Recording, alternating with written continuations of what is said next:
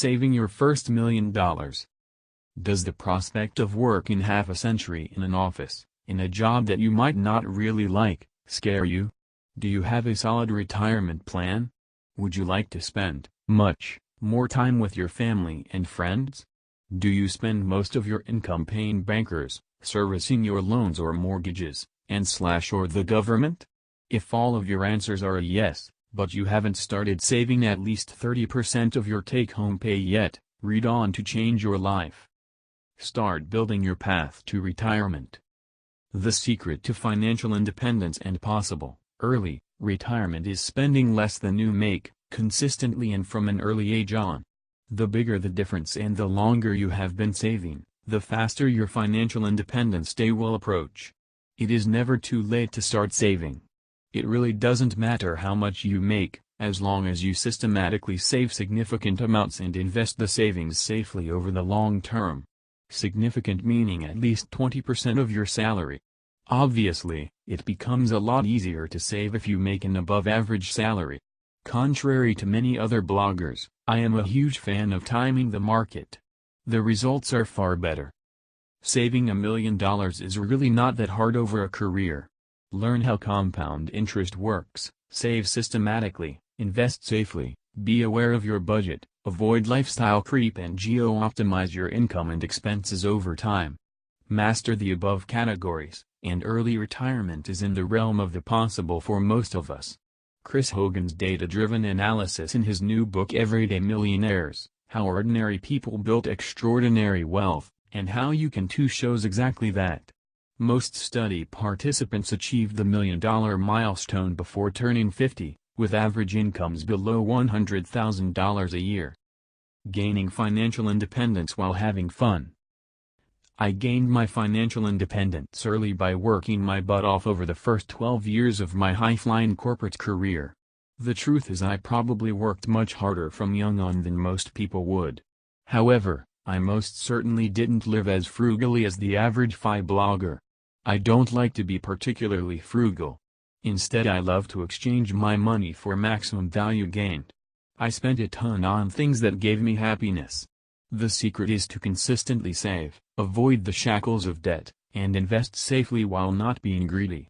I have turned 37 and it has been 717 days since I wore a suit and tie whilst spending most of my waking life in offices.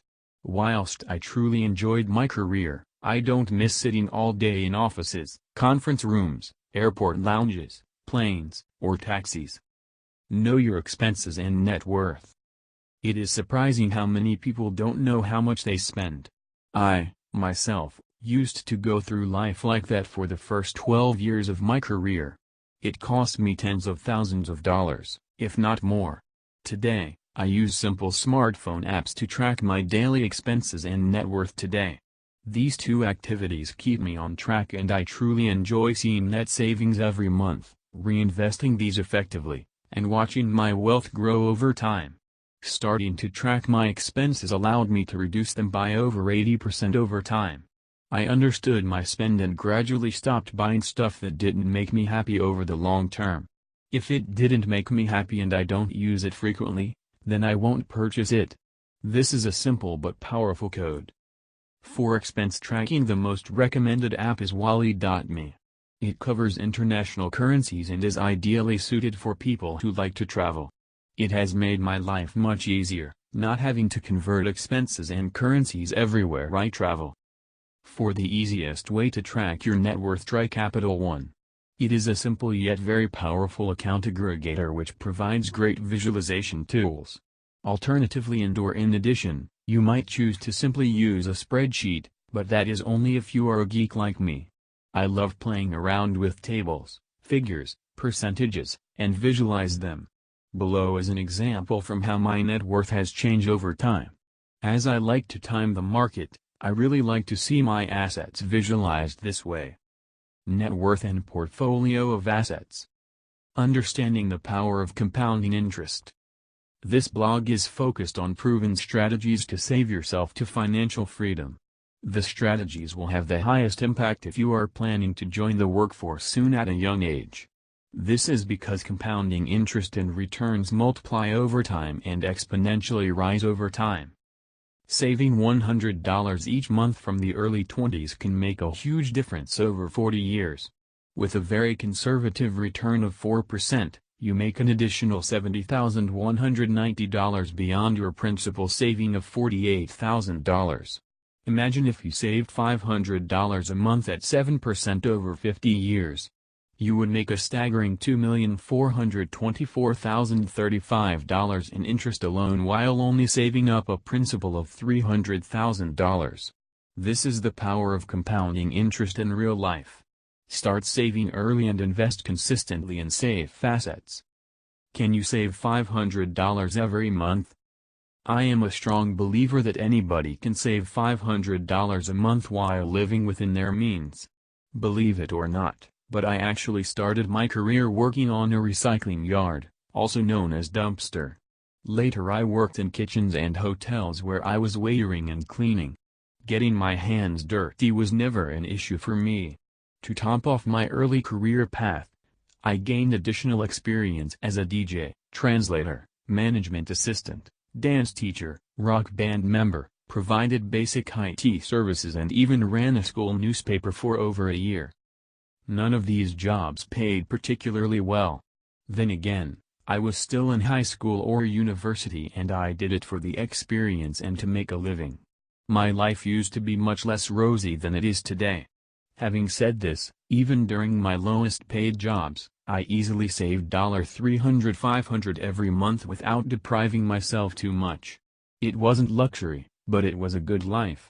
Creating a sustainable life is not easy for most of us.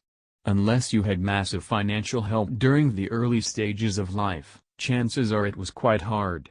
Thankfully, persistence, good attitude, and education will pay off in 99% of all cases. Saving by deprivation? No, thanks. I'm no advocate of saving by deprivation. We are only young once, all of us. There are things you simply cannot do once you have to support a family or get old. Typically a young professional can triple the take-home pay by way of climbing the corporate ladder within 10 years. There is no point saving most of your savings while missing out on life. A lot of the financial independent and early retirement (FIRE) community members recommend to save aggressively, while I prefer to have solid savings and fun along the way. In fact, I spent a lot of money on fun activities during my career. It is paramount to develop, have fun, save and have a great time simultaneously. Purely focusing on saving all year long is going to get boring real quick. I cannot imagine depriving myself of almost everything just to bring my savings rate up. Each day has to be lived, and with each day we have to improve ourselves a little. I probably spent way too much money in my 20s. Sure, I could have reached financial independence much earlier, maybe at 28, but I hold no significant regrets choosing a good amount of fun along the way, instead. Rule number 1, focus on increasing your income. There is no better way to increase your savings rate and amount than by focusing on increasing your income. This could be by diversifying your income stream and building new ones, or by actively managing your career. Personally, I'm a fan of the latter for the first part of your retirement funding accumulation phase.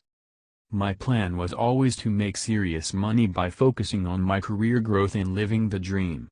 Gaining relevant and valuable job experience was my primary objective, never the paycheck or the savings rate. In most cases the money would follow, as would the savings. Several times I chose to take lower paid roles just to get the better experience for the long term. I didn't jump companies to get 10% pay bumps. Instead, I would use offers to renegotiate my pay at my employer of choice periodically. Meanwhile, my secondary focus was set on building my network. The power of a well-established network is absolutely priceless. It gives you opportunities that are not accessible to everybody, and it helps you improve over time by leveraging the knowledge and experience of your senior coworkers. Pick the right path for yourself. I mentioned earlier that you can triple your income over 10 years of hard work. However, in the context of financial independence, it is more important to pick a career that pays well from the start. Tripling an average salary is great, but tripling an outstanding one is even greater. I always recommend young people to do as many professional internships as possible. Your internship experience is often more valuable than your expensive degree. And more importantly than money, you find out what kind of roles will provide you with satisfaction and happiness. Gain initial experience across various functions in a business and pick something that you like for your career. This is incredibly important, and I need to stress this. Whether you believe in reaching financial independence or not, you will likely stay in this career for a significant amount of time. Choosing a career path without knowing anything about it is a recipe for disaster. Equally risky/costly is swapping career paths later on. Once you're branded, let's say as an HR or supply chain person, it will be difficult to move across functional areas. Personally, I interned across 8 roles in 5 industries before I had a feeling about what I truly like. More importantly, I learned what I definitely didn't like to be doing in my future career. It took almost 2 years' worth of full-time experience before I decided to become a full-time management consultant. Geo-Optimize your income. I lived, studied and worked in several countries to optimize my take-home pay over the years. When you are young, you can look to establish a career in a country which pays better than others, after taking living costs and taxes into account. The differences can vary hugely, from country to country. The net income for the same role I had in Australia was more than double compared to Germany. It was a whopping 6 times more than in Poland. Sure, living expenses vary, but the larger your net saving potential, the better the location to pursue financial independence and retire early. It was a conscious choice for me to live and work in Australia. I sacrificed being in a foreign country without the support of my family. By the time I finished my postgraduate degree, I knew exactly what I wanted to work as, where, and for whom. My starting salary was $90,000 and it grew to $187,000 over 6 years. It sounds great, but I paid relatively high income taxes in Australia, around 32%. Additionally, I had to participate in a mandatory 9% superannuation retirement fund, similar to a 401k. Despite the higher cost of living, I could save a lot. After 9 years in Australia, I moved to Singapore to advance my career further. It was there that my savings significantly accelerated due to several promotions and a redundancy at the end of my employment. My final annual pre-tax salary was a staggering 295,000 Singapore dollars, excluding some varying stock bonuses. Optimizing your expenses. You already learned that growing your salary is the easiest way to increase your saving power without depriving yourself in the process. Another way is to reduce your spending. The combination of both is what lets you jump onto the financial independent and retire early bandwagon. Optimize your income and your expenses and you will be able to retire much earlier. Tanya Hester, a fellow blogger, running the Our Next Life blog, has just recently published her book Work Optional, Retire Early the Non-Penny Pinching Way. It's a brilliantly and simply written book to set you on an early retirement path. Budgeting. I wrote in a previous post how I managed to reduce my spending by over 80% since I took a break from the corporate world to try living financially independent. I use budgeting tools like Wally to help me better understand my spend and stick to my new income. In addition, I based myself in Poland, a low living cost country, to maximize the value of my rental income. I am still saving each month despite living off my very low taxed rental income and the occasional scuba diving gig. The proper usage of credit cards. I actually saved a lot of money by using the best credit cards. Of course, I have never paid any interest or late payment fee by always fully paying off my balance on time. By channeling my spend through strategically chosen credit cards, I earned millions of additional frequent flyer points over my career. I maximized collecting discounts and cashback systems through holding varying credit cards. The biggest benefit to me was being able to invite my family or friends to travel with me for free. Occasionally I treated myself to business and first-class flights all over the globe. At the peak of my career, I was earning well over 1 million frequent flyer miles through the credit card and the actual travel. If you are not much of a traveler, There are also quite a few cards out there that provide a cashback system. Geo-optimizing your expenses. Depending on which country you choose to live and work in, either taxes or housing seem to be the largest expense items in general. Both can be optimized to achieve a much larger saving rate. My rule for housing costs has always been to not spend more than 12.5% of my income on it. It didn't matter to me how the Joneses were living. Whilst in Australia I regularly paid more than 32% of my salary in income taxes. I would basically work the first 4 months of the year for the government. I later optimized my taxes to 10% by choosing to move to Singapore. In addition, I no longer had to pay 9% of my gross income into a mandatory retirement fund. My absolute savings increased significantly by geo-optimizing my income tax rate. Granted, taxes have recently risen in Singapore, but they are still half or less of most other developed countries. There are few countries like Singapore in this regard. You can earn significant amounts of money if you are highly skilled, pay very little taxes, and enjoy a developed country standard of life. Vacation and holiday hacking. When it comes to vacations, I typically reduced my cost by picking places in surrounding developing countries.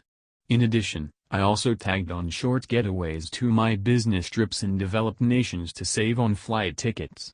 This allowed me to visit beautiful places for a fraction of the cost of a normal holiday. Avoiding lifestyle creep. When starting out my career, a colleague once told me that my place was so small that he could smell the toilet from my kitchen. He was right, but why would I rent a 3-bedroom place when I work mostly internationally, travel for leisure and only need a bed to crash 15% to 20% of all nights of the year? If I truly needed more space I would rent more, but until today I don't see the need to pay for space I don't use. Think about how much space you truly need. The downside of choosing work that is associated with a lot of travel is to be rarely home. As a young single guy, this didn't bother me at all, but it is certainly not for everybody. I loved working with customers in other cities, countries, and continents. It allowed me to explore a huge chunk of the planet, while most meals, transportation, and petty expenses were covered by my work. The cost of a new car. Most cars lose 20% of their value in the first year. By year 5 the average car is worth 50 to 65% less than when new. Do not ever buy a new car, unless you can't spend your income fast enough while still saving 50% or more each month. It only ever makes financial sense to buy a 5 to 7-year-old car once it has lost most of its value. A well-maintained and reliable used car, that is, Toyotas are known for their reliability, can get you to where you need to be for many years to come. Calculating the amount opportunity cost of a $50,000 car, you would realize that it would cost you an effective $405,825. How? By investing $50,000 and let it compound over 30 years at 7% growth, you would effectively miss out on that compounded growth. So buy the cheaper car, or stick with your old one, while reinvesting the savings instead. These days I am still driving the same car I had as a student when in Poland. The car is 27 years old now but still functions. There is no reason to change it despite some friends and family wondering why I don't buy a new car. Why would I? It still gets me from A to B again. I see no reason to keep up with the Joneses. Minimalism and decluttering. In 2016 I started to reduce my possessions. Everything that I didn't use for more than a year I sold. It was an amazing and liberating feeling to declutter my home. Today I own exactly 241 kilograms of stuff. I know this because I weighed it while moving back to Europe in 2017. I used my frequent flyer miles to redeem a first-class ticket for 2 trips back. It wasn't easy to check in for my flight initially, but the first-class staff was very helpful despite looking a little puzzled. I saved myself some $13,000 altogether, which would have been the cost of moving my belongings the traditional way.